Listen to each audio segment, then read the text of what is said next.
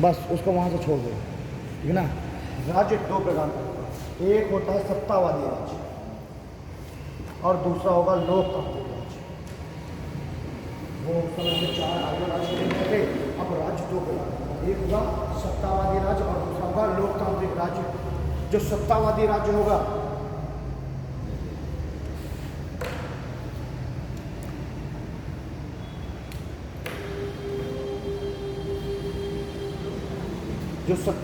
होगा ये भी चार तरीके का होता है।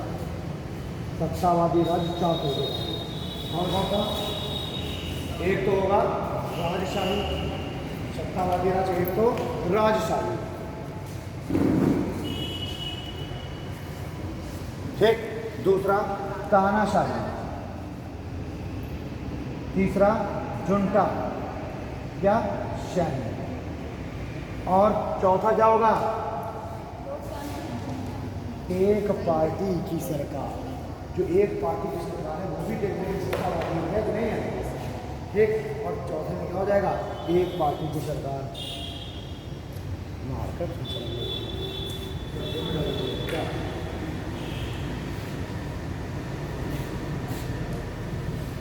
ठीक। और चौथा होगा एक पार्टी का शासन।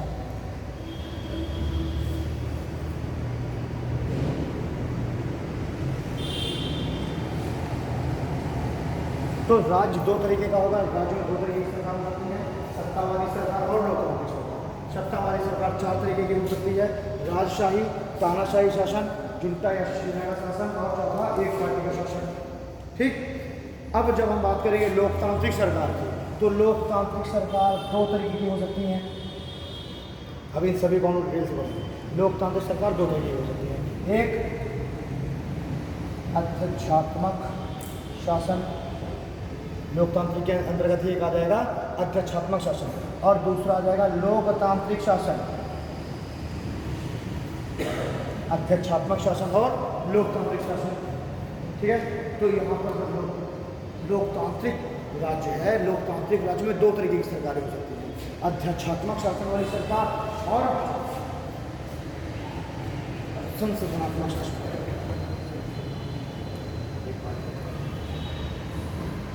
लोकतांत्रिक जो राज्य है उसमें दो तरीके की सरकार होती है, अध्यक्षात्मक शासन वाली सरकार और संसदनात्मक शासन वाली सरकार, ठीक है। तो आइए अब थोड़ा सा देखते हैं सत्तावादी जो सरकारें हैं ये कौन कौन सी हैं। तो है इधर सत्तावादी सरकार, और पहला पॉइंट है राजशाही शासन।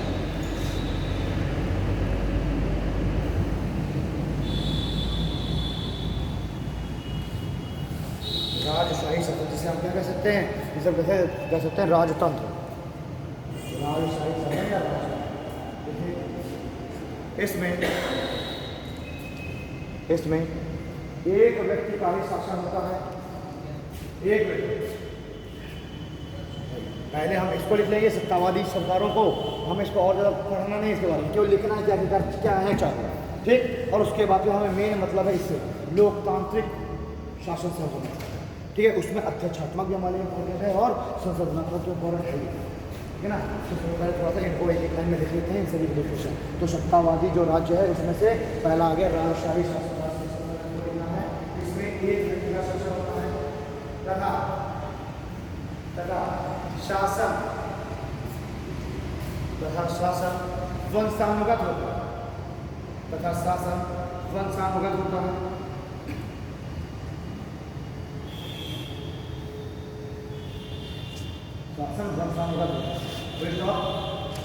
सत्ता ताकत के आधार पर स्थापित होती है, सत्ता ताकत के आधार पर स्थापित होती है,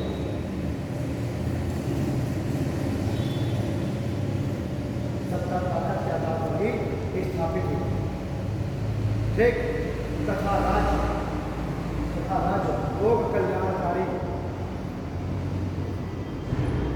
तथा राज्य लोक कल्याणकारी भावनाओं से भी प्रेरित होता है, राज्य लोक कल्याणकारी भावनाओं से भी प्रेरित।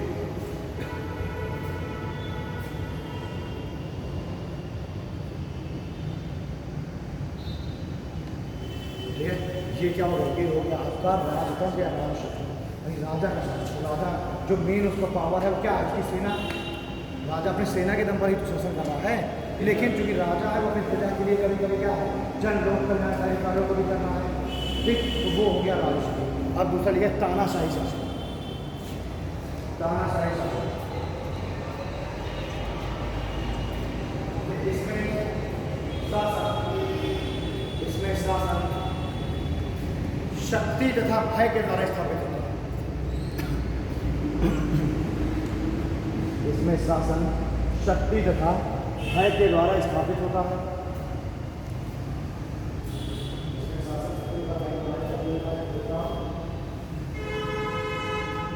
इसमें भी वंशानुगत शासन होता है, इसमें भी वंशानुगत शासन होता है।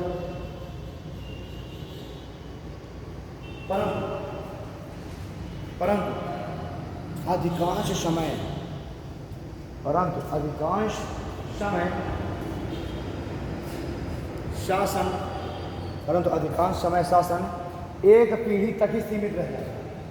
परंतु अधिकांश समय शासन एक पीढ़ी तक ही सीमित रह जाता है।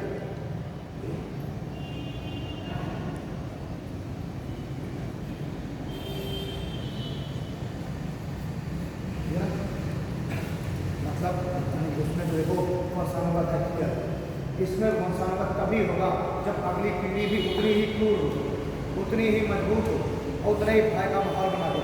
और अगर मुसलमान के लोग जो है अब उसका लड़का जो है क्या हो जाए, थोड़ा तो उससे ज़्यादा उदार हो जाए, तो क्या वो काम से रह पाएगा, नहीं रह पाएगा, रास्ते से खत्म हो जाएगी, तुरंत चुनाव वगैरह होने लग जाएंगे, यह शासन बहुत चेंज हो जाएगा।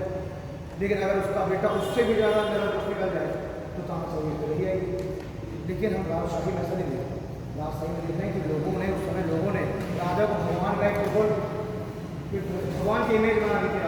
राजा ने कहा तुम्हें क्या होना, चिल्ले ला यानी कि मैं ईश्वर की मैं परछाई हूँ।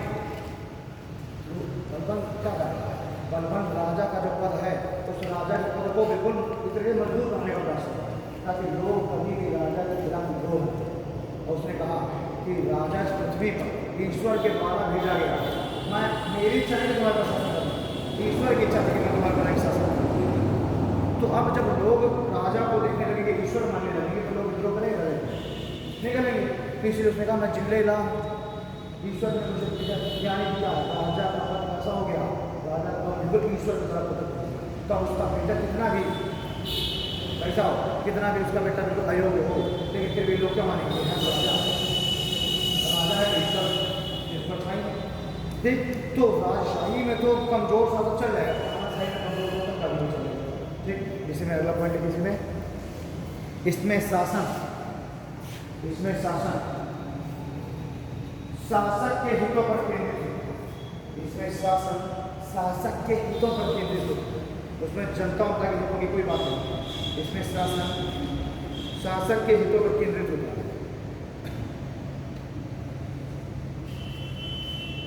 ठीक है। अगले लिखिए सैन्य शासन या जुंटा का शासन, सैन्य शासन या जुंटा का शासन, सैन्य शासन जुंटा का शासन। इसमें सेना के द्वारा, इसमें सेना के द्वारा सेना के नियमों के आधार पर, इसमें सेना के द्वारा सेना के नियमों के आधार पर कठोरता से, सेना के नियमों के आधार पर कठोरता से शासन चलाया जाता है, कठोरता से शासन चलाया जाता है।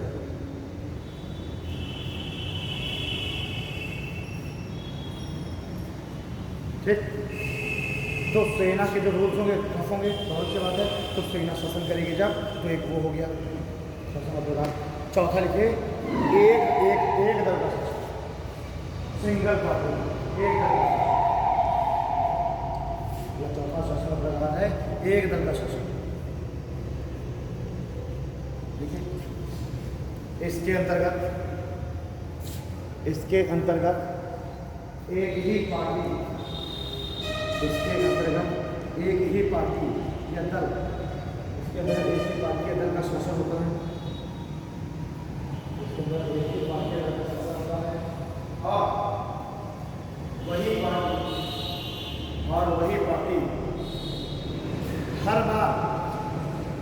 वही पार्टी हर बार सरकार बनाकर शासन करती है। और वही पार्टी हर बार सरकार बनाकर शासन करती है। जैसे चाइना की कम्युनिस्ट पार्टी, क्लियर? ये हो गया सत्ता।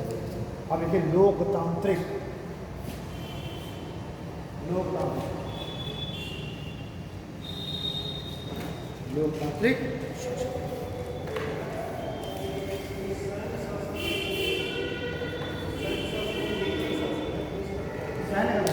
उसे सेना का ही रुद्र को मारना सीखा।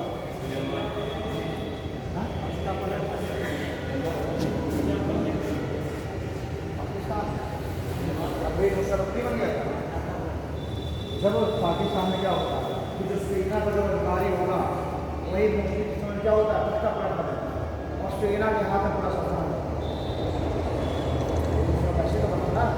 ठीक, सेना अधिकारी था और उसने तख्ता पलट कर दिया और खुद बन बैठा सरकार बन बैठा, पुलिस को भी अपने आप ले ली। तो ये पाकिस्तान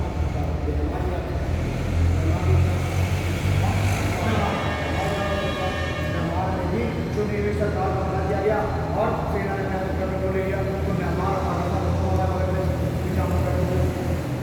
ऊपर चाइना बैठा हुआ है, ठीक है। बगल में नॉर्थ कोरिया एग्जाम्पल बैठा है तानाशाही पर। और अफ्रीका के अभी भी बहुत सारे देश हैं जहाँ पर अभी भी क्या चल रहा है, राजतंत्र चल रहा है। अफ्रीका वगैरह छोटे देश है, चाइलैंड कंट्री हैं जहाँ अभी भी राजशाही चल रहा है। ब्रुनेई में अभी भी राजशाही चल रही है, ठीक है। ब्रुनेई भी वहाँ भी राजशाही चल रही है, ठीक है। सऊदी अरबिया में जगह देखते वहाँ भी राजशाही है, लेकिन उन्होंने बस क्या किया, वो अब राष्ट्रपति का चुनाव करवाए हैं। नाम दिया राष्ट्रपति होता है, पूरा शासन किसके हाथ में होता है, प्रिंस किंग, लेकिन नाम मान का राष्ट्रपति तो है वो भी, लेकिन दिखा सब रहे हैं कि हम लोकतांत्रिक, ठीक है। अब दूसरा है लोकतांत्रिक शिक्षा, देखिए इसमें शासन व्यवस्था के दो प्रकार होते हैं। लोकतांत्रिक शासन व्यवस्था में शासन व्यवस्था के दो प्रकार होते हैं। पहला है अध्यक्षात्मक और दूसरा है लोकतंत्रात्मक, संसदात्मक। अध्यक्षात्मक और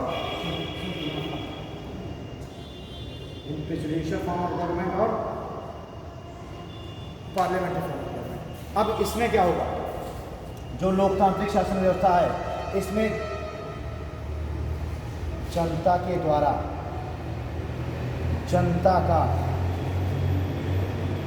जनता के लिए शासन होगा, चाहे वो प्रेसिडेंशियल हो चाहे पार्लियामेंट्री, दोनों में जनता के द्वारा जनता के लिए शासन। तो हम जनता के द्वारा हमको कैसे दिखाई दे रहा है, जनता ही शासन करेगी। शासन कौन कर रहा है, जनता ही शासन करेगी। और जनता दो तरीके से शासन करेगी, या तो वो प्रत्यक्ष रूप से शासन करेगी डायरेक्ट, और या तो जनता अप्रत्यक्ष रूप से शासन करेगी, या तो जनता अप्रत्यक्ष रूप से शासन करेगी, ठीक। अब जनता जब प्रत्यक्ष रूप से शासन करेगी, यानी कि जनता की सीधी तौर पर भागीदारी हो, कोई भी कानून बनाया जाए तो उसमें सभी लोगों को बुलाया जाए कि आओ बताओ कौन इसके पक्ष में कौन नहीं। तो जो बड़ी संख्या वाले देश है वहाँ संभव है क्या, नहीं संभव। जहाँ जिन देशों में छोटी जो संख्या ये स्विट्जरलैंड में चल रहा है, ठीक। कुछ न्यूजीलैंड वगैरह में कुछ स्विट्जरलैंड से चल रहा है, ठीक है। जहाँ पर प्रत्यक्ष रूप से जनता के द्वारा ये शासन और अप्रत्यक्ष रूप से जनता के द्वारा शासन, यानी कि जनता अपने प्रतिनिधि के माध्यम से शासन करती है। जनता अपने प्रतिनिधि को चुनेगी और उसका प्रतिनिधि जनता के बिहाफ पर जाकर शासन करेगा, और जो भी रूल वगैरह बनाएगा, कानून बनाएगा, वो माना जाएगा कि जनता के द्वारा ही बनाया जा रहा है, जनता नहीं तो चुनकर नहीं हो रहा है, ठीक है ना। ये हो गया। अब जैसे देखें जनता का मतलब कि एक तरीके जनता ही जो MLA MP वगैरह है वो क्या, तो जनता से कोई एक व्यक्ति जाकर निकल के बैठ गया है, कोई तरह से पड़ा हुआ है बस थोड़ा ये देगा, तो जनता ही बैठी है जाकर, जनता ने अपने बीच में से एक व्यक्ति को चुन लिया, तो जनता के द्वारा जनता में से एक व्यक्ति जाके बैठ गया तो जनता का, ठीक। और जनता के लिए मतलब क्या है कि जनता ही अपने बीच में से अपने लोगों के लिए क्या कर रही है, बहुत सारे कल्याणकारी कार्य कर रही है, बहुत सारी योजनाएं ला रही है। तो वो क्या हो जाएगा, जनता के लिए। ठीक, तीनों समझ गया ना, जनता ही चुन रही है, जनता ही जाके बैठी है और उसकी जनता के लिए ही सारा योजनाएं बनाई जा रही है, सारे कार्य किए जा रहे हैं। ये इसमें हो गया, ये हो गया लोकतांत्रिक शासन। ठीक, अब ये तो समझ गया। अब है अध्यक्षता, दोनों में यही चीज़ है, अध्यक्षात्मक शासन में भी यही है, जनता का शासन, और लोकतांत्रिक में भी सेम यही चीज़। देखिए बस दोनों में थोड़ा डिफरेंस है। देखिए अध्यक्षात्मक शासन इसमें ये बात है, जनता का ही प्रत्यक्ष में तो सीधे जनता पहुंच रही है, जनता से बार बार पूछा जा रहा है। स्विट्जरलैंड है, उसमें लोगों को बुला लिया, जन्म संग्रह कराया जाता है, एक मैदान में लोगों को बुला लिया गया और बुला के पूछा गया कि ये हम कानून बनाने जा रहे हैं, कौन कौन इसके पक्ष में, लोगों ने हाथ खड़े कर दिए, कौन पक्ष में नहीं, हाथ खड़े हो गए, और जो ज़्यादा हैं काउंट कर लिए गए, वही कानून बन गया। ये तो डायरेक्ट हो गया ना सीधे। और अप्रत्यक्ष में क्या है कि जनता से नहीं पूछा, जनता अपने एक प्रतिनिधि को चुनेगी, प्रतिनिधि जाकर पार्लियामेंट में बैठेगा और वो अब वहाँ पर अपनी वोटिंग करेगी कि हमारे साथ हमें। तो वो जो जाकर के उस संसद में बैठा, वो क्या हो गया एक तरीके से, वो हो गया अप्रत्यक्ष, जहाँ पर प्रतिनिधि चुने, और जहाँ पर जनता की डायरेक्ट भागीदारी है वो क्या हो गया। तो हमें प्रत्यक्ष देखने की ज़्यादा बेहतर है कि आप बोले सोच छोटो वो छोटी जैसे वहीं पर प्रत्यक्ष चल रहा है, वो भी बहुत कम मात्रा। स्विट्जरलैंड में ऐसा नहीं है कि स्विट्जरलैंड में हर एक कानून जन्म संग्रह के द्वारा ही होता है, ऐसा कोई जरूरी नहीं। अभी स्विट्जरलैंड के कुछ जो वहाँ पर उनके जो स्टेट्स हैं, कुछ क्षेत्र वहाँ जन्म संग्रह चल रहा है, बाकी सब मोस्टली अब क्या चल रहा है, मोस्टली अब चल रहा है अप्रत्यक्ष, नहीं डायरेक्ट। ये इसी को हम कह देंगे शासन का प्रतिनिधि स्वरूप, representative form of government, representation जा रहा है ना, एक प्रतिनिधि चुन रहे हैं। ठीक है, तो मोस्टली ऑलमोस्ट देशों में ये अप्रत्यक्ष चल रहा है, मतलब कहते हैं अध्यक्ष। एक देश अगर देखा जाए तो अध्यक्षात्मक है, वो तो अध्यक्ष है, लोगों ने चुना किस तरीके से राष्ट्रपति को पहले चुने गए, हर छोटे शहरों में पहले चुने गए लोग, फिर उन्होंने मिलकर के फिर बड़े शहरों में चुने, और फिर वो जाकर एक तरीके से सारे काउंसिल हम चुनते हैं 50, और फिर वो चुनते हैं प्रेसिडेंट को, फिर एक तरीके से वो भी अप्रत्यक्ष शासन। ठीक, अपने यहाँ भी अपना शासन है, तो लिखे अध्यक्षात्मक शासन व्यवस्था में। ठीक है, अध्यक्षात्मक शासन व्यवस्था में पॉइंट अभी लिखना है, अध्यक्षात्मक शासन व्यवस्था में, अध्यक्षात्मक शासन व्यवस्था में राज्य का है, राज्य का अध्यक्ष, अध्यक्षात्मक शासन व्यवस्था में राज्य का अध्यक्ष और सरकार का अध्यक्ष, राज्य का अध्यक्ष और सरकार का अध्यक्ष दोनों एक ही होता है। राज्य का अध्यक्ष और सरकार का अध्यक्ष दोनों एक ही होता है। ठीक है, सेकंड पॉइंट देखो, जिन देशों में विधायिका का चुनाव अलग, जिन देशों में विधायिका का चुनाव अलग और कार्यपालिका का चुनाव अलग संपन्न होता है, जिन देशों में विधायिका का चुनाव अलग और कार्यपालिका का चुनाव अलग संपन्न होते हैं, वहाँ अध्यक्षीय शासन व्यवस्था,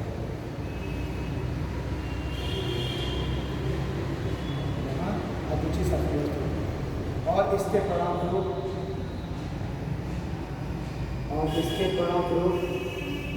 कार्यपालिका विधायिका के प्रति, और इसके परिणामस्वरूप कार्यपालिका विधायिका के प्रति उत्तरदायी नहीं होती, और इसके परिणामस्वरूप कार्यपालिका विधायिका के प्रति उत्तरदायी नहीं होती।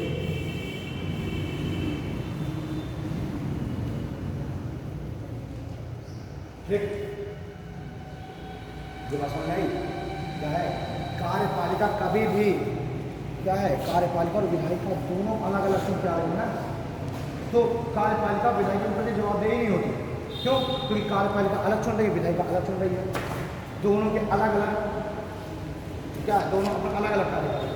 क्योंकि भारत में अगर जो कार्यपालिका विधायिका से ही निकल के है, यानी कार्यपालिका विधायिका के प्रति क्या होगी, आंसरेबल जवाब देगी। तो यहाँ पर अध्यक्षीय शासन व्यवस्था में कार्यपालिका अलग चुन रही है, जो राष्ट्रपति है उसका कार्यपालिका है ना, वो अलग चुन रही है कार्यपालिका और विधायिका अलग चुन रही है। और कार्यपालिका विधायिका में कोई भी सिमिलरिटी नहीं है, इसलिए ना तो कार्यपालिका विधायिका का कार्य निश्चित करेगी और ना विधायिका कार्यपालिका का कार्य निश्चित कर सकती है। ठीक है, थर्ड अगला नेक्स्ट इसमें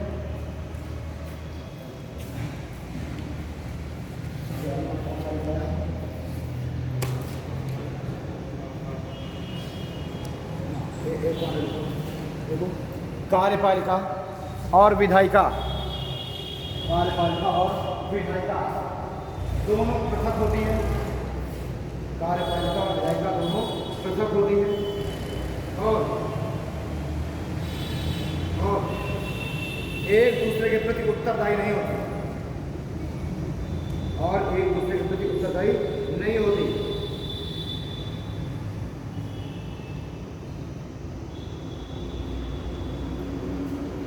दोनों दूसरे उत्तरदायी नहीं होती। नेक्स्ट पॉइंट लिखिए, देखो कार्यपालिका के किसी भी सदस्य का, कार्यपालिका के किसी भी सदस्य का विधायिका का सदस्य होना आवश्यक है। कार्यपालिका के किसी भी सदस्य का विधायिका का सदस्य होना अनिवार्य नहीं है।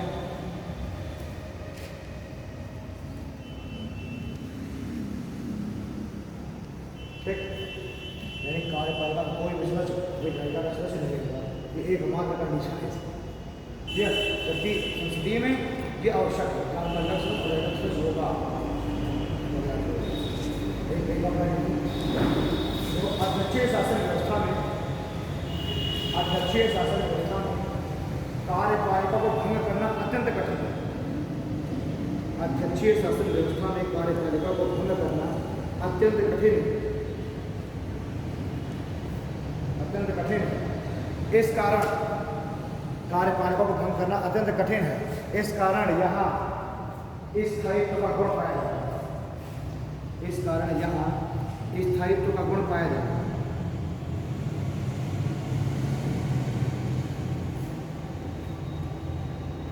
ठीक है, इस कारण यहाँ भंग नहीं होगी तो गुण पाया जाएगा। ठीक है, नेक्स्ट पॉइंट लिखिए, एक और पॉइंट लास्ट देखो, कार्यपालिका विधायिका के, कार्यपालिका विधायिका के किसी भी कानून को वीटो कर सकती है। कार्यपालिका विधायिका के किसी भी कानून को वीटो कर सकती है, अर्थात लागू करने से मना कर सकती है, अर्थात लागू करने से मना कर सकती है।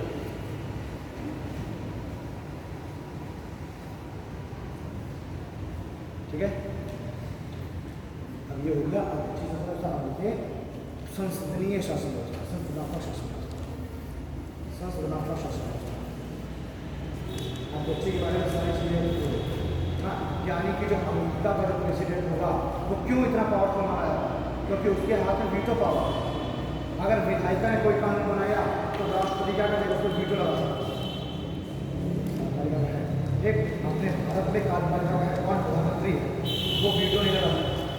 अगर विधायिका ने कोई भी अगर कानून पारित कर दिया तो अब कार्यपालिका को उसको लागू कराना होगा, वो उस पर वीटो नहीं लगा सकता कार्यपालिका। ठीक है ना, ये इसलिए है ऐसा क्योंकि जिस समय कानून बन रहा है उस समय एक्चुअली जब कार्यपालिका वो विधायिका के साथ ही बैठी हुई कानून बनाना है। 8 सदस्य ने विधायिका, 8 सदस्य ने कानून बनाया और उन्हीं 800 में से कुछ लोगों को निकाल के लिया गया किसने, कार्यपालिका में 80-82 सदस्यों को। तो जब कानून बन रहा था तो ऑलरेडी वो सहमति दे चुके थे ना, तो अब जब उसको इम्प्लीमेंट करना है कार्यपालिका के रूप में तो उसको किस तरह हुआ है ना। और अमेरिका में इसीलिए कार्यपालिका रोक लगा सकती है क्योंकि विधायिका जो कानून बना रही है वो अलग संस्था है और कार्यपालिका जिसको लागू करेगी वो अलग संस्था है। तो जब विधायिका के साथ कार्यपालिका बैठी नहीं थी तो कार्यपालिका क्या कर देगी, रोक लगा सकती है।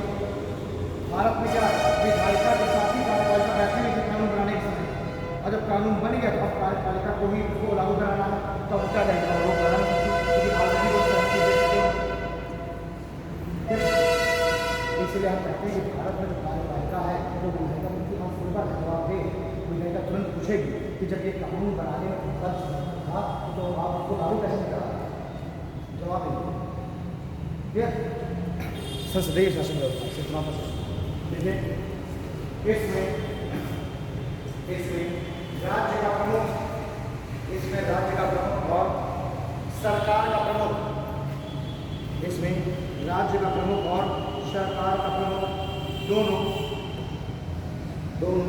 अलग अलग होते हैं। इसमें राज्य का प्रमुख और सरकार का प्रमुख दोनों अलग अलग होते हैं।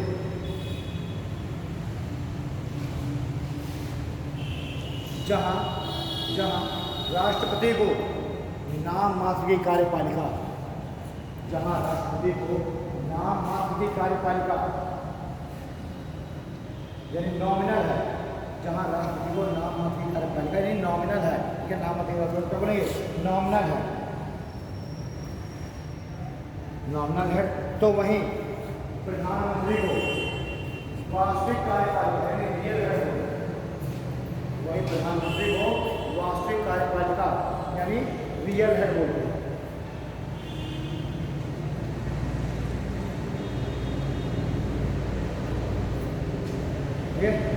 सेकेंड पॉइंट देखो, संसदीय शासन व्यवस्था में, संसदीय शासन व्यवस्था में चुनाव, संसदीय शासन व्यवस्था में चुनाव विधायिका के लिए,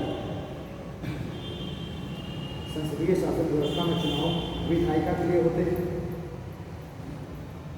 और चुनाव विधायिका के लिए होते हैं और इस विधायिका में जो दल, और इस विधायिका में जो दल या गठबंधन, और इस विधायिका में जो दल या गठबंधन बहुमत प्राप्त होते हैं, और इस विधायिका में जो दल या गठबंधन बहुमत प्राप्त होते हैं, ये बहुमत होता है, बहुमत प्राप्त होते हैं, वे ही बहुमत प्राप्त होते हैं, वे ही कार्यपालिका के रूप में, वे ही कार्यपालिका के रूप में चुने जाते हैं, वे ही कार्यपालिका के रूप में चुने जाते हैं, नियुक्त किए जाते हैं। चुने की अपेक्षा नियुक्ति को ज़्यादा चुने, मतलब राष्ट्रपति नियुक्त करेगा जब चुना जाए, तो वही कार्यपालिका के रूप में नियुक्त किए जाते हैं।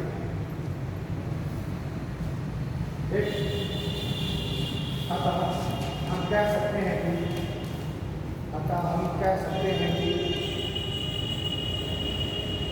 कार्यपालिका, अतः हम कह सकते हैं कि कार्यपालिका विधायिका के प्रति, अतः हम कह सकते हैं कि कार्यपालिका विधायिका के प्रति उत्तरदायी होती है, कार्यपालिका विधायिका के प्रति उत्तरदायी होती है और विधायिका को यह अधिकार भी होता है कि, और विधायिका को यह अधिकार भी होता है कि वह, और विधायिका को यह अधिकार भी होता है कि वह अविश्वास प्रस्ताव पारित करके, और विधायिका को यह अधिकार भी होता है कि वह अविश्वास प्रस्ताव पारित करके कार्यपालिका को उसके कार्यकाल से पूर्व भी भंग कर सकते, अधिकार भी होता है कि वह अविश्वास प्रस्ताव पारित करके कार्यपालिका को उसके कार्यकाल से पूर्व भी भंग कर सकती है।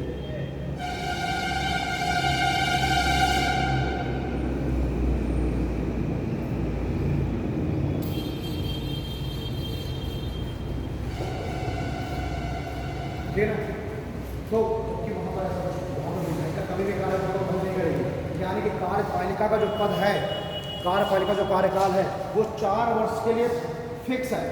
अगर अमेरिका की बात करें, अमेरिका में जो कार्यपालिका का पद है यानी कि राष्ट्रपति, और राष्ट्रपति का मंत्रिपरिषद बनाने का वो 4 साल में फिक्स है, अब उसको कोई नहीं हटा, ठीक है ना। अगर हटाया जा रहा है तो संसद में जो कांग्रेस उसमें विशेष बहुमत से प्रस्ताव पारित करते हैं, और वो इतना टफ प्रक्रिया है कि बिल्कुल असंभव है, लगभग असंभव। आज तक कभी भी कोई राष्ट्रपति उनका हटाया नहीं गया महाभियोग के बाद, ठीक है ना। और इतना मजबूत हो रहा है राष्ट्रपति का पद कि एक तो राष्ट्रपति जो अमेरिका राष्ट्रपति 2 बार ज़्यादा चला रहा है, भारत में ऐसा कोई भी नहीं, कितने ही बार वहाँ पर 2 कार्यकाल सांसद जब भी अमेरिका का कोई राष्ट्रपति बहुत कठोर डिसीजन लेगा, कोई भी कठोर निर्णय हमेशा से सुनते रहेगा। क्यों? क्योंकि उसको पता है इस कार्यकाल के बाद मुझे अगर बनना नहीं है और मुझे हटा तो सकता नहीं है, तो ईश्वर के बाद दूसरा ईश्वर कौन है? तो ईश्वर के बाद दूसरा सबसे बड़ा पद किसका है? अमेरिका के राष्ट्रपति। तो देखिए आप कितने कोई जगह कठोर डिसीजन देखिए, जो पहली जब पारी में रहा होगा वो कभी भी कठोर डिसीजन नहीं लेगा, हमेशा जब अपने दूसरे कार्यकाल में जाता हमेशा तब तो पता है अब उसके बाद मेरा नहीं बना, अब मुझे कोई बता सकता नहीं है, बीच में खिला सकता नहीं है। तो दो डिसीजन कुछ का एक झांसी बन जाए हमेशा, ये इस बात को आप कभी उठाइए और ठीक है ना। अब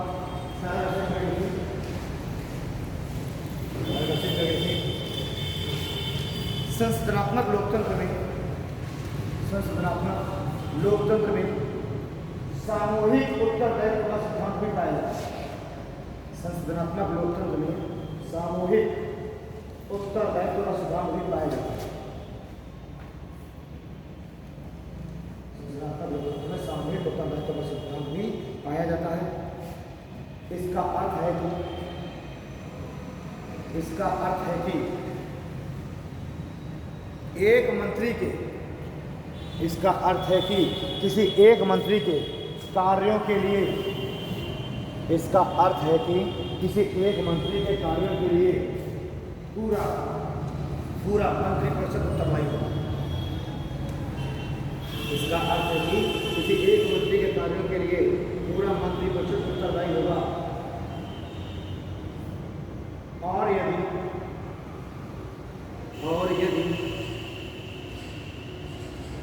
एक मंत्री के विरुद्ध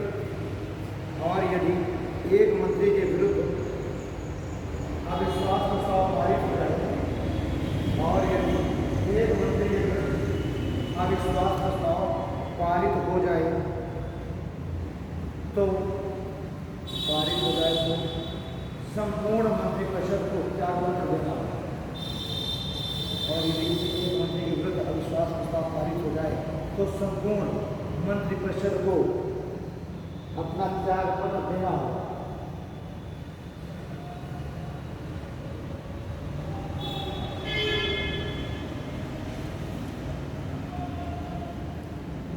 एक मंत्री के कार्यों के लिए संपूर्ण मंत्रिपरिषद का ही होगा। इसलिए किसी एक मंत्री के खिलाफ अविश्वास प्रस्ताव आता है और वो पारित हो जाए तो पूरा मंत्रिपरिषद त्यागपत्र देगा, फिर से दोबारा से मंत्रिपरिषद नहीं जाएगा।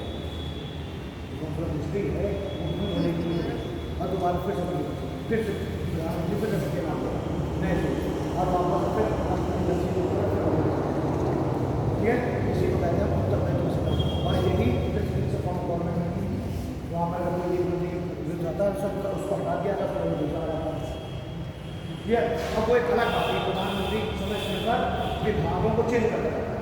अब उन्हें निर्भर करेगी है छात्र प्रधानमंत्री उनको हटा करके डिफेंस मिनिस्टर डाल दिया जाए, या उस समय पहले बेटा निर्मला सीतारमण रक्षा मंत्री थी, बाद में फिर राजनाथ सिंह हो गए मान लीजिए, तो वो उसको अब ये नहीं कहेंगे कि अविश्वास प्रस्ताव तय करो। इसलिए प्रधानमंत्री उसके पास तो पावर है कि जब चाहे वो विभागों का वो कर सकता है स्थानांतरण।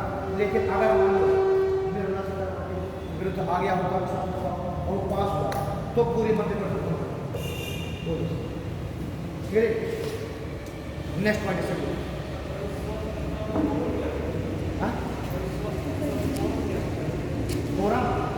कोरम होता है कि अगर सदन की कार्यवाही चलानी तो मिनिमम कितने सदस्य उपस्थित होने चाहिए।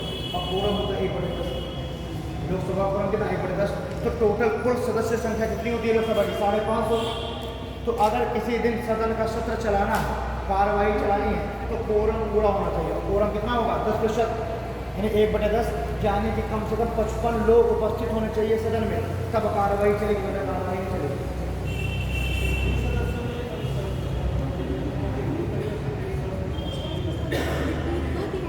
कोरम में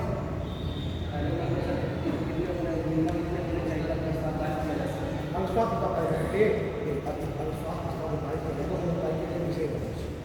और जो विशेष कुल सदस्य संख्या का 2/3, ठीक, या कुल सदस्य संख्या 2/3, तो ये जो 2/3 है कुल सदस्य संख्या जो है इसका 2/3, तो ये जो 2/3 है कि कुल सदस्यों का आधे से कम भी नहीं होना चाहिए, दोनों कंडीशन फुलफिल होनी चाहिए विशेष बहुमत को। एक तो जितने आज मान लीजिए हो जाए, आज सदन में 400 लोग उपस्थित हैं, अविश्वास प्रस्ताव मान लीजिए बदल जाना है, ठीक है ना। तो एक तो क्या हो जाएगा, जैसे मान लीजिए कोई भी विधेयक पारित कर कुछ भी करना है, तो एक तो 2/3 सदस्य क्या है, 2/3 सदस्य वोट करें, तो 400 का 2/3 कितना होगा, लगभग 13-26 लगभग 270 है ना, लगभग 270। अब ये जो 270 हैं ये आधे से कम भी नहीं होने चाहिए। कुल सदस्य कितने हैं, कुल सदस्य कितने, 550, तो 550 का आधा कितना हुआ, 275। तो अब ये क्या कहा जाएगा, ये हम कहा जाएगा ये जो है बहुमत पारित नहीं हो पाएगा। क्यों, क्योंकि ये कंडीशन दोनों फुलफिल होनी चाहिए, 2/3 भी वोट करने चाहिए, और ये 2/3 है ये आधे से अधिक भी होना चाहिए। तो 270 नहीं हो पाएगा, कम से कम 275 या 276।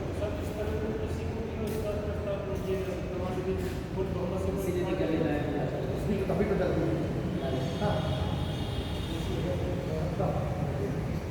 है ना,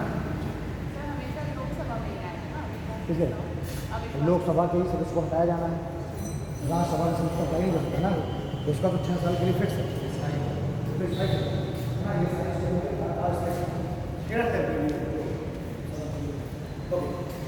एक नेक्स्ट पॉइंट लिखिए, संसदनात्मक शासन व्यवस्था में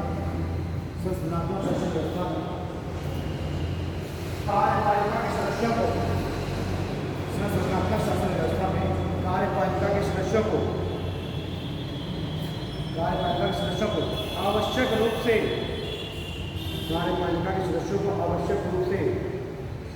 विधायिका का सदस्य होना जरूरी है।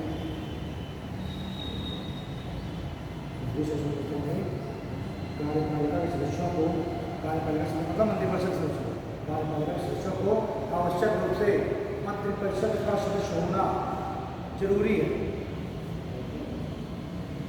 ठीक, जो कार्यपालिका सदस्य को आवश्यक रूप से विधायिका सदस्य हो,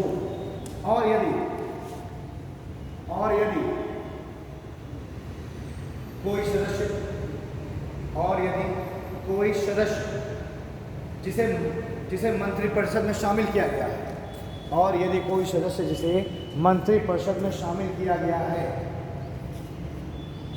विधायिका का सदस्य नहीं है, और यदि कोई सदस्य जिसे मंत्रिपरिषद में शामिल किया गया है वो विधायिका का सदस्य नहीं है, तो उसे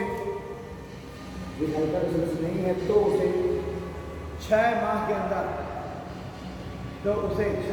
अंदर संसद के किसी भी सदन की सदस्यता ग्रहण करना है। तो उसे 6 माह के अंदर संसद के किसी भी सदन की सदस्यता ग्रहण करनी होगी, किसी भी एक सदन की सदस्यता ग्रहण करनी होगी ना। तो मान लीजिए अगर मुझको ही अगर मोदी जी बुला ले बन जाऊँ, लेकिन 6 महीने के अंदर क्या मुझे किसी भी एक सदन की सदस्यता लेनी पड़ेगी, या तो लोकसभा या राज्यसभा। अब लोकसभा में मान लीजिए सिस्टम नहीं बन पा रहा है ना, तो फिर क्या होगा, उनके पास तो मुझे बना दिया मैं एक समाज सेवी हूँ, क्या एक सोशल वर्कर है, और मुख्यमंत्री अगले पढ़ा रहे हैं बच्चों को, क्या है सोशल वर्क कर रहे हैं, तो वो भी एक आधार है ना राष्ट्रपति के द्वारा नॉमिनेट किए जाने का, और मुझे नॉमिनेट कर दिया जाएगा और उनका बड़ा सभा। ठीक, अब तो इस तरीके से जब राज्यसभा में राज्यसभा में मेरी उम्मीदवारी होती जाएगी, रखी जाएगी, और उस राज्यसभा में तो जो वोट देते हैं कौन देते हैं, MLA जो राज्य के विधानसभा सदस्य वो वोट देंगे। और राज्यों में मान लीजिए समय काम मिलेगा, जो भाजपा है उसका जैसे यूपी में बहुमत है, तो ये बताइए कि जो सबसे ज़्यादा सदस्य आएंगे राज्यसभा में वो तो बीजेपी के ही आएंगे ना। अब टोटल मान लीजिए राज्यसभा में 33 सीटें यूपी, तो इसमें सबसे ज़्यादा जो सीटें होती हैं, देखिए एक तो राज्यसभा में जो सीटें हैं ये समानता के आधार पर नहीं होती, ये जनसंख्या के आधार पर मुझे हर एक राज्य की जो राज्यसभा सीटें संख्या के आधार पर, और ऐसे ही जो पार्टी की जितनी ज़्यादा सीटें हैं, जितनी ज़्यादा पार्टी की विधानसभा सीटें हैं उतनी ही ज़्यादा की सीटें हो जाएंगी राज्यसभा। ठीक, तो यानी कि सीधी सी बात है कि सबसे ज़्यादा सीटें किसकी हो जाएंगी, बीजेपी की। तो मुझे क्या करेगा, मुझे इस तरीके से मुझे अपॉइंट कराया जाएगा, और कोई पता है कि मेरा राष्ट्रपति शिफ्ट हो गया तो मेरा जो मंत्री पद का कार्यकाल है वो अब स्थायी हो गया, ठीक। लेकिन अगर उस रिश्ता ग्रहण नहीं करता तो फिर अपना बड़ी इच्छा नहीं। नेक्स्ट पॉइंट लिखिए, इस व्यवस्था में कार्यपालिका के पास, इस व्यवस्था में कार्यपालिका के पास वीटो शक्ति नहीं होती। इस व्यवस्था में कार्यपालिका के पास वीटो शक्ति नहीं होती, वीटो शक्ति नहीं होती और उसे वीटो शक्ति नहीं होती और उसे विधायिका द्वारा निर्मित कानून का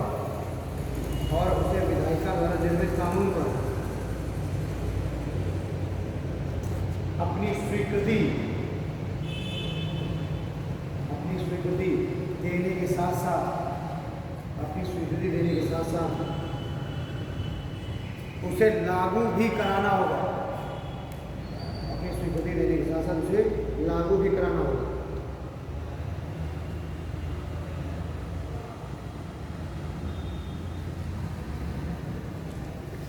ठीक है ना? तो भारत में कार्यपालिका के पास कोई पावर नहीं है, लेकिन अमेरिका में कार्यपालिका के पास वीटो पावर है। वो अगर विधायिका ने कोई कानून बनाया तो अमेरिका का उनको वीटो कर सकता है, रोक सकता है, लेकिन भारत में जो प्रधानमंत्री है वो नहीं रोक सकता। ठीक है, अब एक है ना, ये भारत में संसदीय लोक शासन व्यवस्था को अपनाया गया है। भारत द्वारा संसदीय व्यवस्था को अपनाने का कारण, अगर क्यों भारत ने इस पार्लियामेंट्री फॉर्म ऑफ गवर्नमेंट को अपनाया, क्यों अध्यक्षीय शासन व्यवस्था को नहीं अपनाया? कोई ना कोई तो कारण होगा।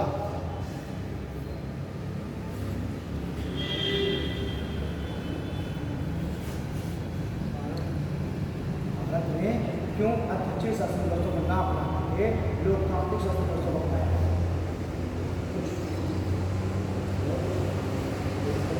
अरे भैया, भारत में ब्रिटेन एक लंबे समय से शासन कर रही है, ब्रिटेन का एक लंबे समय से शासन है, और भारत के जो लोग हैं वो उसी शासन व्यवस्था का क्या हो चुके हैं?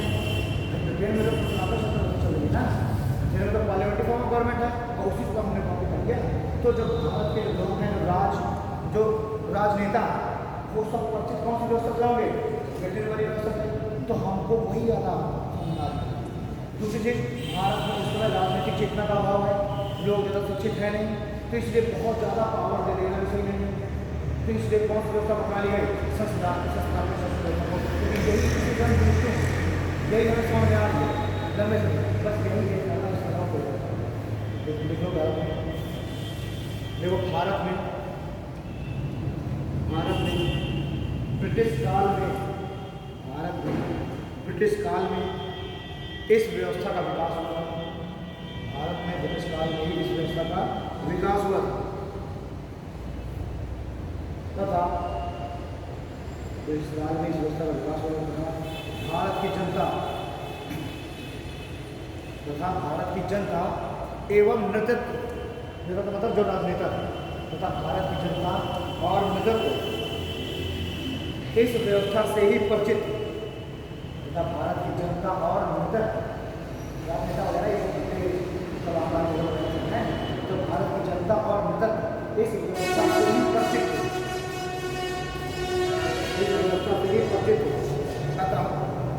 अतः किसी नई व्यवस्था के स्थान पर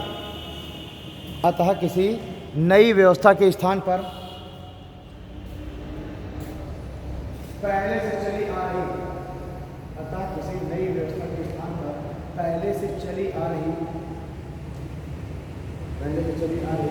इस व्यवस्था के साथ आगे बढ़ना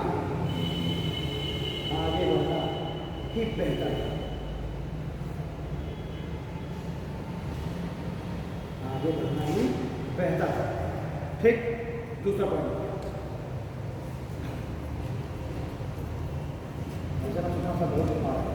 क्योंकि मैं क्या प्री कंपनीज दोनों करा, इस बार आपका इस बार शुरू प्रीलिम्स कम मेंस दोनों।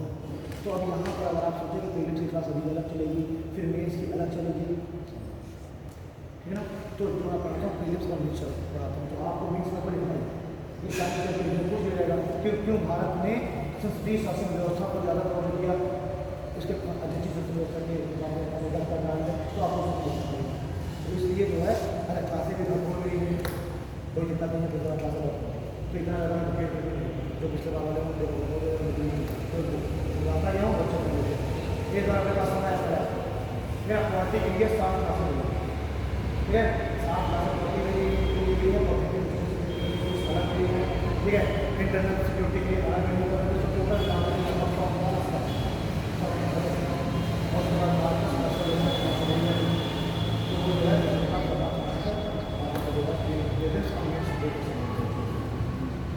दूसरा पॉइंट है, चूंकि भारत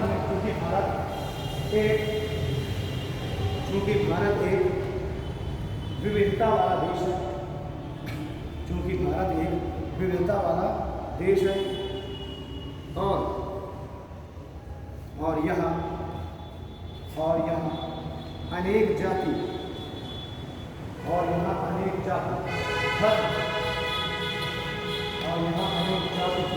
तथा समुदाय के लोग निवास करते हैं,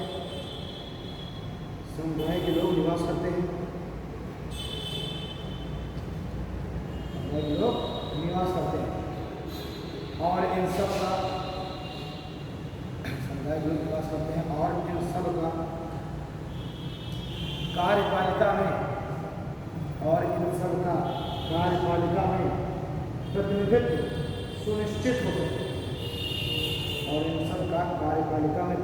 सुनिश्चित हो सके,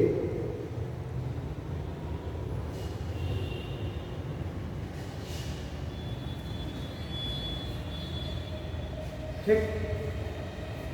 तो भाई एक्चुअली इतना विविधता वाला डाइवर्सिटी वाला देश है, तो हर एक स्तर का व्यक्ति, हर एक समुदाय का, धर्म का व्यक्ति, हर एक लिंग का व्यक्ति, सबका रिप्रेजेंटेशन हो सके गवर्नमेंट सेक्टर में, जिससे इसमें संभव है तो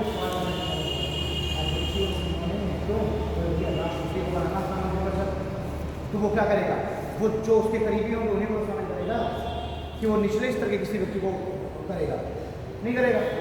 तो वहाँ पर क्या रिप्रेजेंटेशन प्रॉपर वे में नहीं हो सकता, संभव प्रॉपर वे में रिप्रेजेंटेशन वो क्या करेगा, वो डिफेंस जो हिस्ट्री है उसमें किसी न किसी ऐसे व्यक्ति को शामिल करेगा डिफेंस से रिलेटेड है,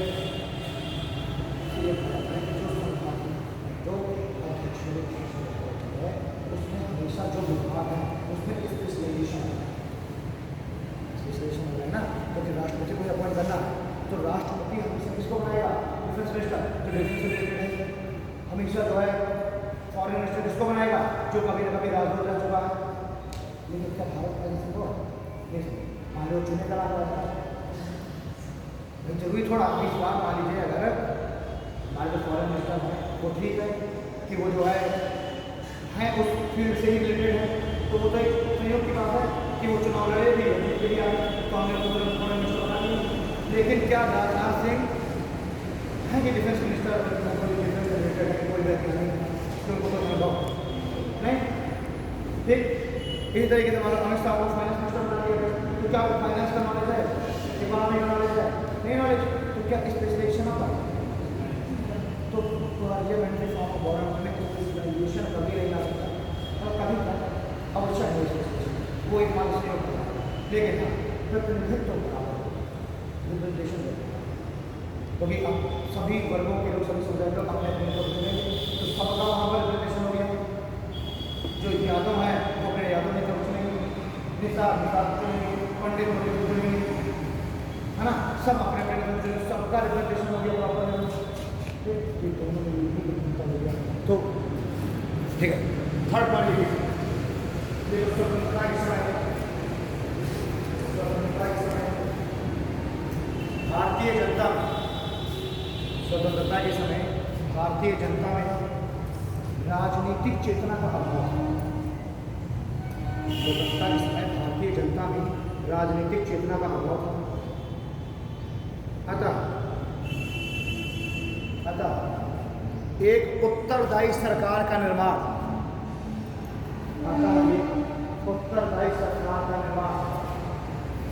जनहित के लिए आवश्यक है। अतः एक उत्तरदायी सरकार का निर्माण जनहित के लिए आवश्यक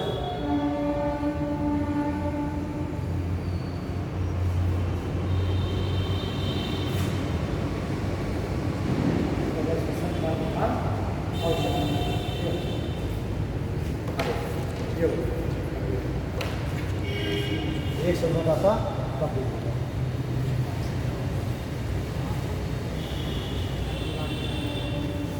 तो हमने देख लिया अध्यक्षीय शासन व्यवस्था क्या है, क्या चीज़ें अभी अभी देखेंगे क्या क्षेत्र होंगे, मेरिट्स या डिमेरिट्स। तो अभी जैसे हम संस्थानात्मक शिक्षा व्यवस्था कर रहे थे,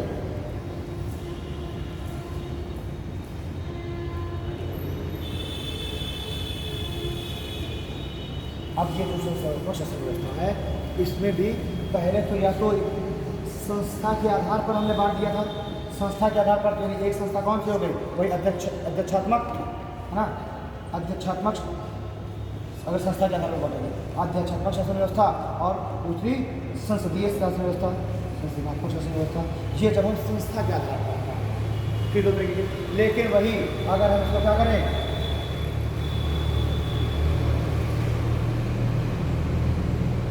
वहीं अगर हम शक्ति विभाजन के आधार पर बांटें, वहीं अगर हम शक्ति विभाजन के आधार पर बांटें तो भी दो तरीके की सरकार है। अगर हम संस्था के आधार पर बांट रहे हैं तो भी दो तरीके की सरकार है, अध्यक्षात्मक शासन व्यवस्था और संस्थात्मक शासन व्यवस्था है। लोकतंत्र ये भी, और एक दूसरा भी लोकतंत्र है, वहाँ पर शक्ति विभाजन के आधार पर बांटें तो भी दो तरीके के हैं। कौन कौन से, संघात्मक संघात्मक संघात्मक यानी फेडरल, और एकात्मक यानी यूनिटरी। तो शक्ति विभाजन के आधार पर दो तरीके की सरकार है, संघात्मक गवर्नमेंट और फेडरल गवर्नमेंट, यूनिटरी गवर्नमेंट। तो जुलाई लीजिएगा, देखिए शक्ति विभाजन के आधार पर भी, शक्ति विभाजन के आधार पर भी लोकतंत्र को दो भागों में, शक्ति विभाजन के आधार पर लोकतंत्र को दो भागों में बांटा, लोकतंत्र को दो भागों में बांटा। पहला संघात्मक और दूसरा फेडरल एकात्मक। पहला संघात्मक और दूसरा एकात्मक, ठीक है। पहला पॉइंट है संघात्मक, संघात्मक संघात्मक फेडरल।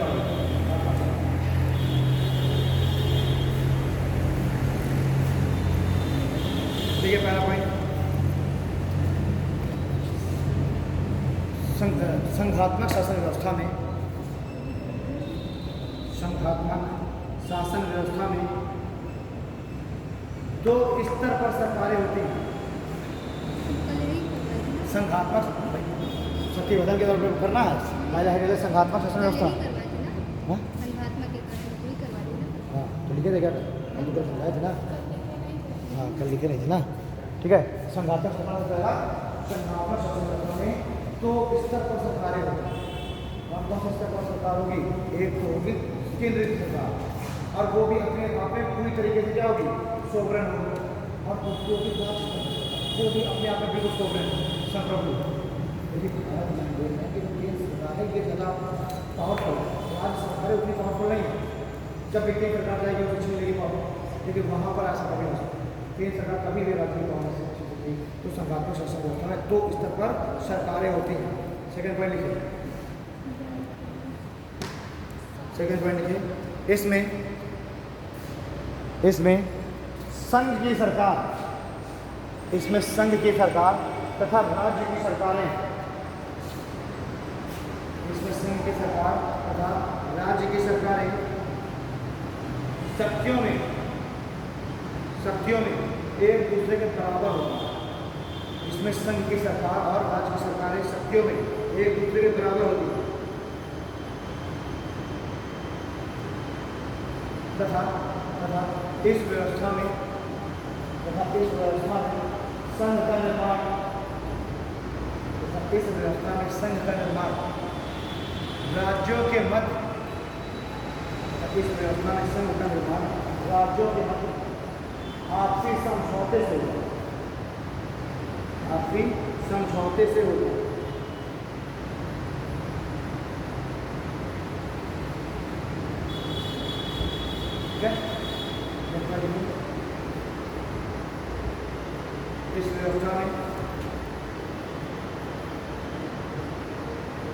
व्यवस्था में केंद्र तथा राज्य के बीच, इस व्यवस्था में केंद्र तथा राज्यों के बीच शक्तियों का विभाजन होता है। इस व्यवस्था में केंद्र तथा राज्य के बीच शक्तियों का विभाजन होता है, जिनमें कुछ विषय संघ को सौंपे जाते हैं, जिनमें कुछ विषय संघ को सौंपे जाते हैं, जैसे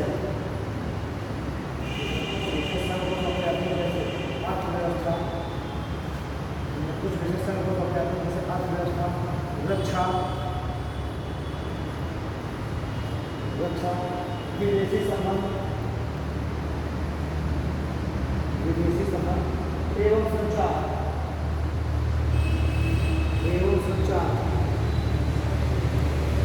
तथा शेष विषय,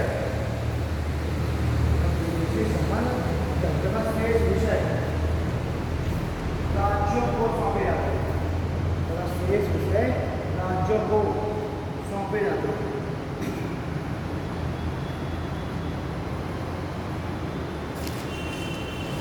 ठीक, यानी कि अंदर एक व्यक्ति इनको बहुत कम विषय बहुत कम पावर मुस्लिम जिसके पास राज्य और केंद्र कभी भी राज्य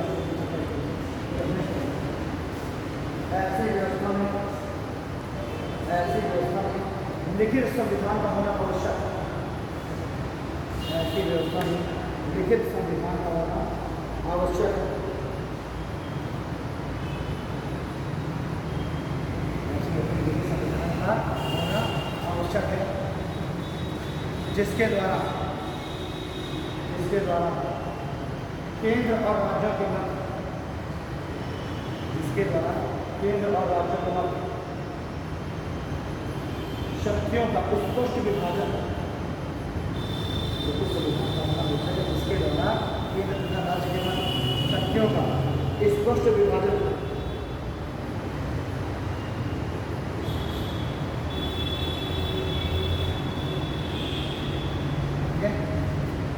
अगला पॉइंट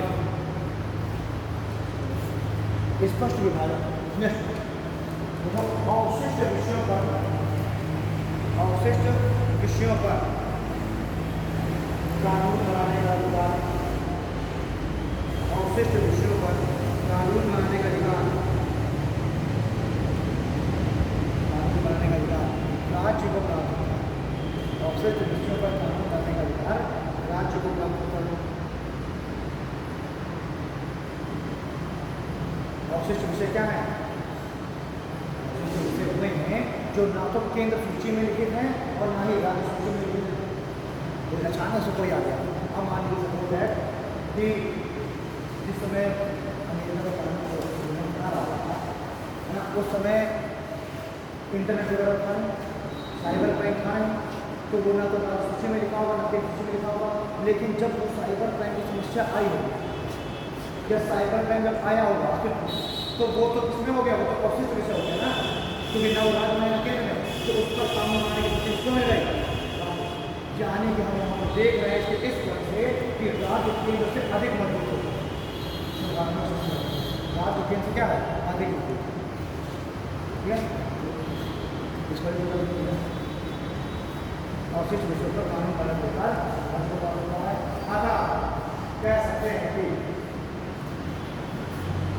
अतः कह सकते हैं कि कुछ मायनों में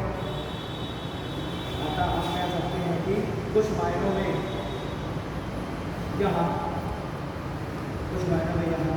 राज्य केंद्र से अधिक मजबूत है।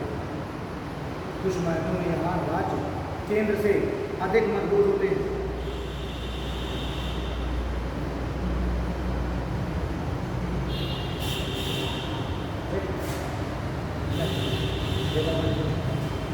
इस व्यवस्था में राज्य एवं राज्य तथा केंद्र एवं राज्य, राज्य तथा राज्य और केंद्र एवं राज्य के मध्य विवाद की स्थिति होने विवाद की स्थिति होने पर इसका निपटारा, विवाद की स्थिति होने पर इसका निपटारा सर्वोच्च न्यायालय में ही होता है। इसका निपटारा सर्वोच्च न्यायालय में ही होगा।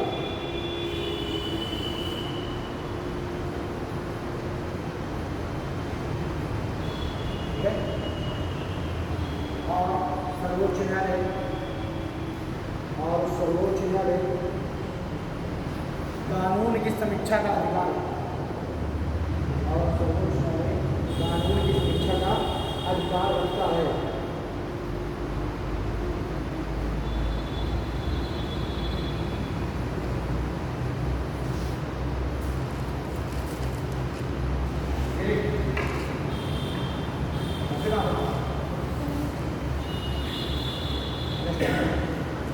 इस व्यवस्था में संसद में 2 सदन होते हैं। इस व्यवस्था में संसद में 2 सदन होते हैं।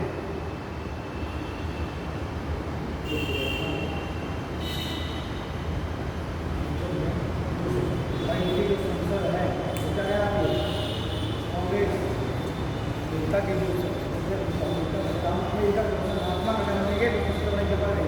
तो वो संभावना है ना। तो संसद में संसद तेलंगाना संघात्मक शासन व्यवस्था में केंद्र में 2 सदन, उच्च सदन तथा निम्न सदन। संघात्मक शासन व्यवस्था में केंद्र में 2 सदन होते हैं, उच्च सदन तथा निम्न सदन, जिनमें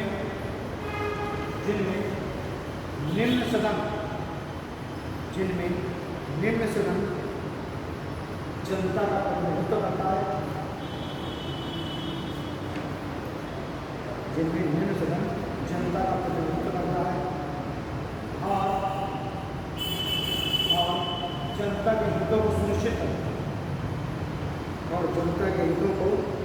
करता है, जबकि उच्च सदन राज्यों का प्रतिनिधित्व करता है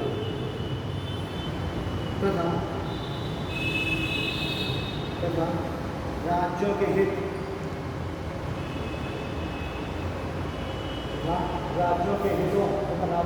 के लिए कार्य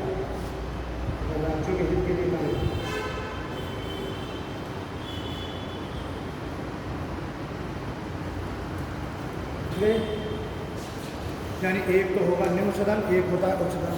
निम्न सदन में जनता का रिप्रेजेंटेशन होता है, जनता के तरफ से लोग आएंगे, और जो वहाँ का उच्च सदन होगा संघात्मक शासन व्यवस्था का, वहाँ पर जो राज्य हैं वही 2-2 सीटें चुन रहे हैं। अमेरिका में टोटल 100 सीटें हैं उसकी उच्च सदन, सीनेट है, सीनेट में कितनी सीटें हैं? 100 सीटें, और प्रत्येक जो स्टेट है उसको 2-2 सीटें मिलेंगी, यानी उसमें समानता के आधार पर स्वतंत्र होगा। नहीं, जनसंख्या के आधार पर, ठीक, यानी कि चाहे वो उड़ीसा हो उसको भी ऐसा नहीं, उड़ीसा में भी उतनी सीटें होती, यूपी भी हो। यूपी की जनसंख्या सबसे अधिक है, इसलिए यूपी की 31 सीटें, उड़ीसा की जनसंख्या कम है तो उड़ीसा की कम सीटें, मेघालय की जनसंख्या और कम है और कम सीटें, ठीक, यानी जितनी कम जनसंख्या उतनी ही कम राष्ट्रपति सीट। जबकि अमेरिका में ऐसा है, चाहे वो न्यूयॉर्क हो और चाहे वो कोलंबिया हो, चाहे वो पेंसिल्वेनिया हो, कोई भी हो, चाहे टेक्सास हो, जनसंख्या कितनी भी अधिक हो, सबको 2 सीटें। और जब 2 सीटें नहीं हैं तो राज्यसभा में सबका इक्वल, राज्यों का रिप्रेजेंटेशन इक्वल है ना, बराबर। और ये जो सदस्य होंगे 2-2 सदस्य सीनेट में, वो अपने अपने राज्यों के हितों के लिए कार्य करेंगे। और जो निम्न सदन है वो किसके लिए कार्य कर रहे हैं? जनता के लिए। और जो सीनेट है वो राज्यों का रिप्रेजेंटेशन कर रहे हैं।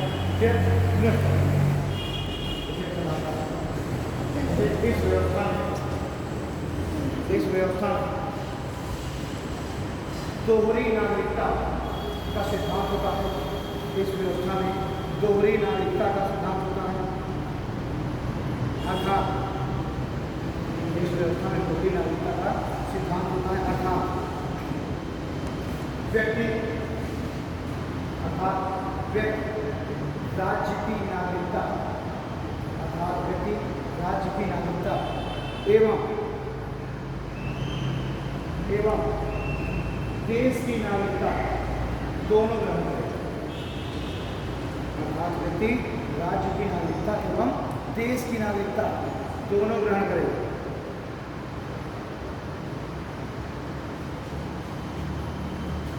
ठीक है,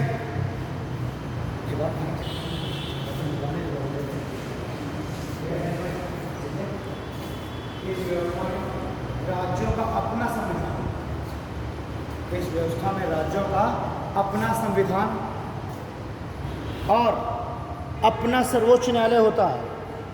इस व्यवस्था में राज्यों का अपना संविधान और अपना सर्वोच्च न्यायालय होता है।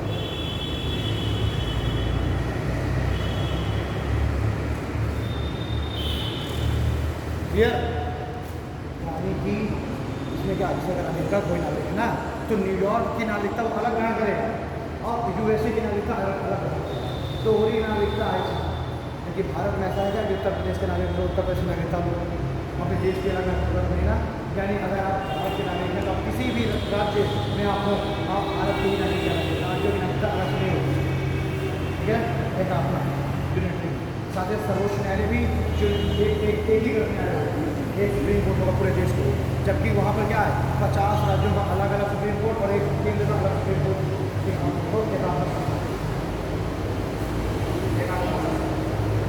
ये 10 मिनट अभी और क्लास चलेगी, 11 बजे में बोलेंगे, है ना। एकात्मक शासन, इस व्यवस्था में एकात्मक शासन, इस व्यवस्था में एक राष्ट्रीय सरकार, इस व्यवस्था में एक राष्ट्रीय सरकार होती है, इस व्यवस्था में एक राष्ट्रीय सरकार होती है और इसी के द्वारा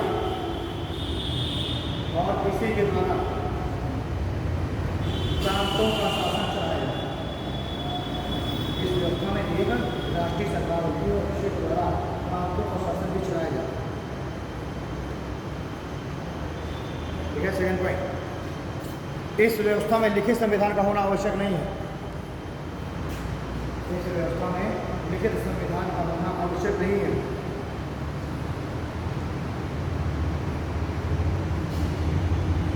ठीक, नेक्स्ट पॉइंट, प्रांतों के मध्य किसी भी विवाद का निपटारा, प्रांतों के मध्य किसी भी विवाद का निपटारा केंद्र द्वारा होगा। प्रांतों के मध्य किसी भी विवाद का निपटारा केंद्र द्वारा होगा।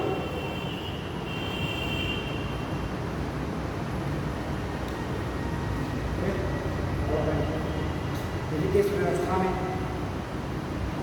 व्यवस्था में केंद्र में 2 सदन हो सकते हैं। इस व्यवस्था में केंद्र में 2 सदन हो सकते हैं, परंतु इस व्यवस्था में केंद्र में 2 सदन हो सकते हैं, परंतु उच्च सदन राज्यों का प्रतिनिधित्व नहीं करता, परंतु उच्च सदन राज्यों का प्रतिनिधित्व नहीं करता। राज्यों का प्रतिनिधित्व नहीं करता। यह सामान्य तौर पर यह सामान्य तौर पर एक विशेषज्ञ सदन के रूप में कार्य करता है।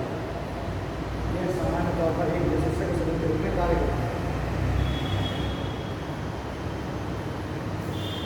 करता है। इस व्यवस्था में एकल नागरिकता होती है। इस व्यवस्था में एकल नागरिकता होती है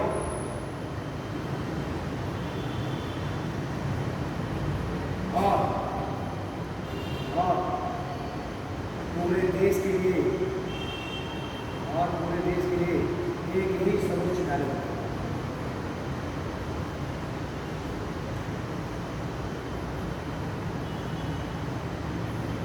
ठीक है, फाइनल ये भारतीय लोकतांत्रिक व्यवस्था। या वहाँ मुझे क्यों भारत पूछ गया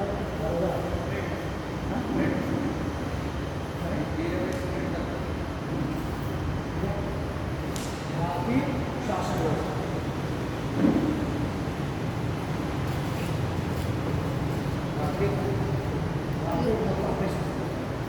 भारतीय लोकतांत्रिक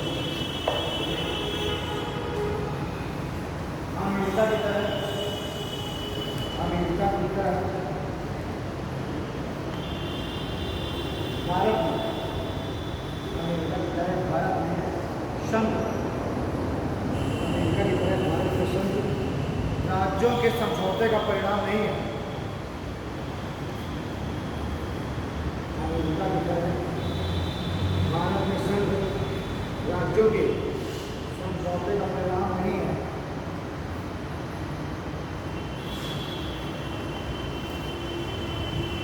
ठीक है, स्वतंत्रता प्राप्ति के समय जैसे अमेरिका राज्यों के बीच समझौते का परिणाम है ना, भारत राज्यों के समझौते का परिणाम नहीं है ना। स्वतंत्रता के समय देश में पूरा का भाग 600 रियासतें अस्तित्व में। स्वतंत्रता के समय देश में लगभग 600 रियासतें अस्तित्व में थी,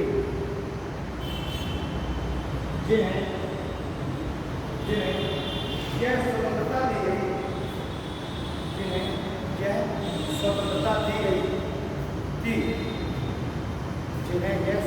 गई थी। चाहे तो वो पाकिस्तान के साथ है, जिन्हें यह स्वतंत्रता दी गई कि चाहे तो वह पाकिस्तान के साथ शामिल हो जाए या फिर भारत के साथ, चाहे तो पाकिस्तान के साथ शामिल हो जाए या फिर भारत के साथ, या अपना स्वतंत्र अस्तित्व रखे,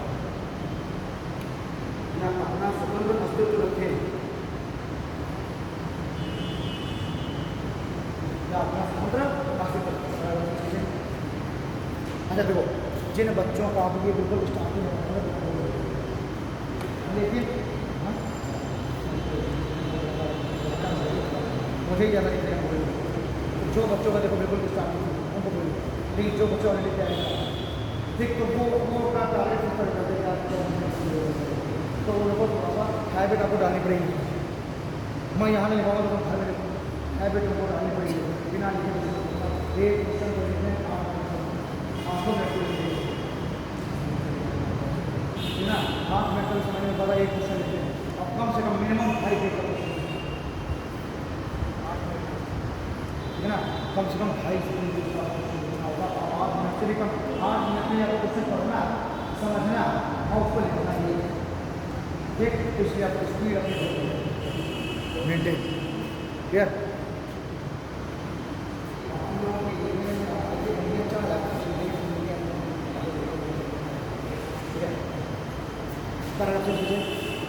देखो, अखंड भारत की संकल्पना के लिए, अखंड भारत की संकल्पना के लिए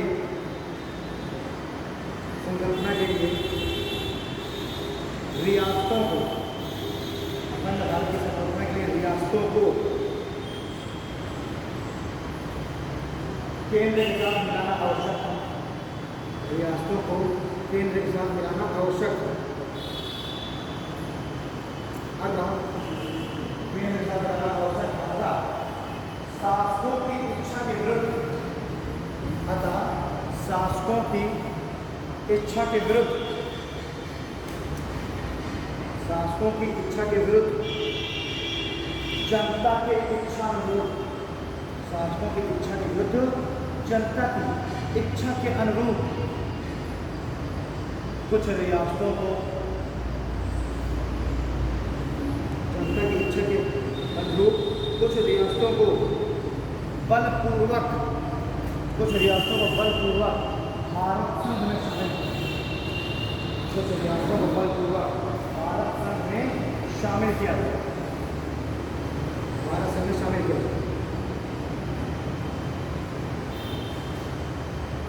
इस कारण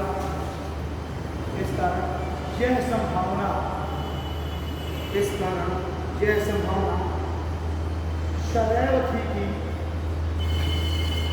इस कारण यह संभावना सदैव थी कि ये रियासतें सदैव थी कि ये रियासतें भारत से अलग होने का प्रयास करती हैं। ये संभावना सदैव थी कि ये रियासतें भारत से अलग होने का प्रयास करती हैं। इसलिए अलग होने का प्रयास करती हैं। इसलिए हमारे संविधान निर्माताओं ने अलग होने का प्रयास करती है। इसलिए हमारे संविधान निर्माताओं ने यह निर्णय लिया कि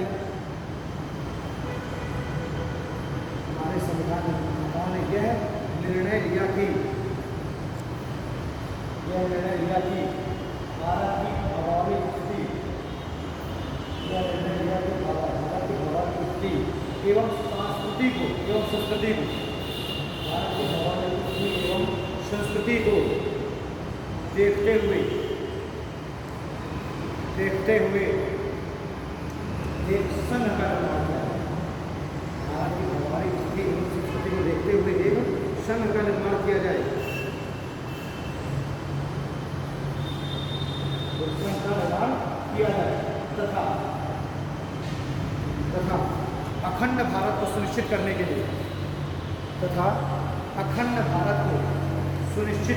लिए एकात्मक लक्ष्यों को भी स्थान दिया जाए। और अखंड भारत के संरक्षण को सुनिश्चित करने के लिए एकात्मक लक्ष्यों को भी स्थान देना चाहिए। इस कारण एकात्मक लक्षणों को भी स्थान देना चाहिए। इस कारण भारत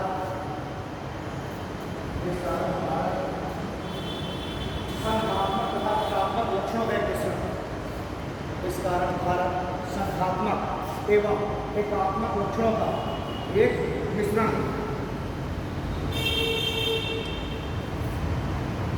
है ना। तो इसलिए आप देख रहे हैं कि भारत में संघात्मक लक्षण भी दिख रहे हैं, तो भारत में एकात्मक लक्षण भी। अब कौन कौन से संघात्मक लक्षण है भारत में, वो हम देखेंगे में। और कौन कौन से एकात्मक लक्षण लिए गए हैं, तो ना भारत पूर्ण रूप से संघात्मक है और ना भारत पूर्ण रूप से भारत क्या है।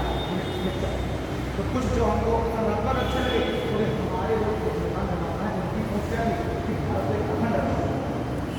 और अगर मान लीजिए सारा कुछ संघात्मक ले लिया जाए तो हर राज्य अलग संविधान, हर राज्य का अलग सुप्रीम कोर्ट, राज्य ज़्यादा मजबूत रखते से तो राज्य का एक बार करके बाहर निकल जाती है। हमने हैदराबाद को बलपूर्वक समय कर लिया, हमने जूनागढ़ को बलपूर्वक समय कर लिया।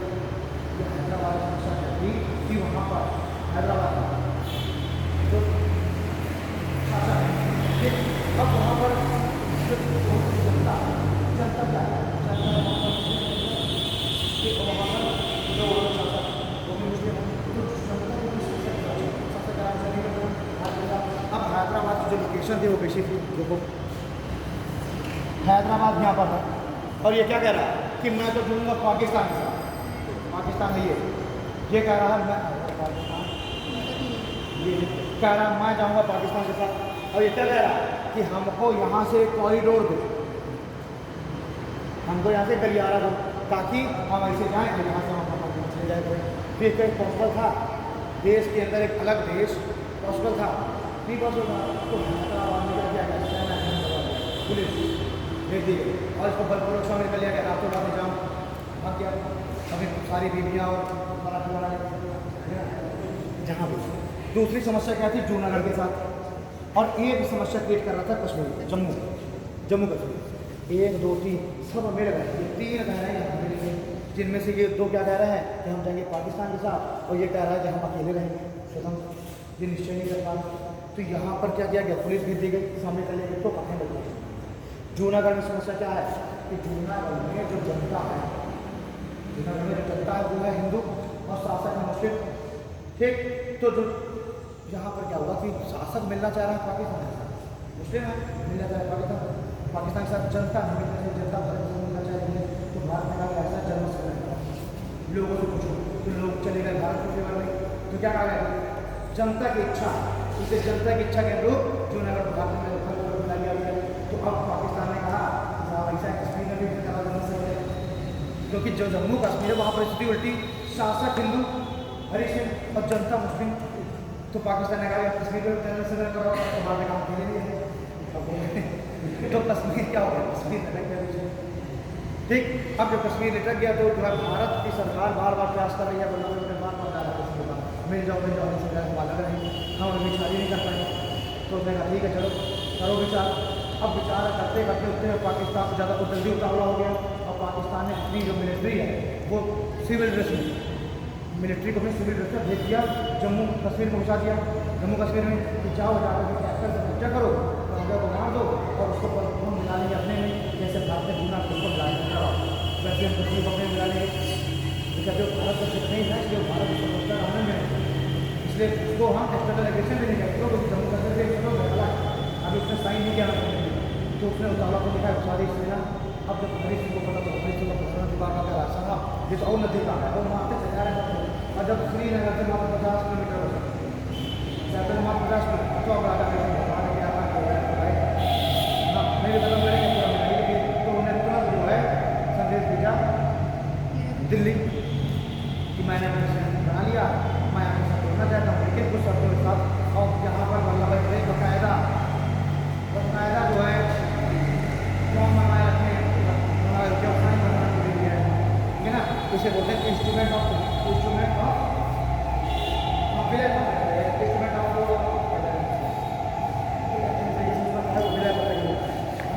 तो वो बनवाए प्रॉपर रूप से रखते हैं। अब जैसे पहुँचे और जैसे सही कराए, अब भारत पूछो, अब भारत जो और बोल दिया गया वहीं से पीछे कर वहीं से रोक दिया, वहीं रोक, और जहाँ पर रोक दिया वही है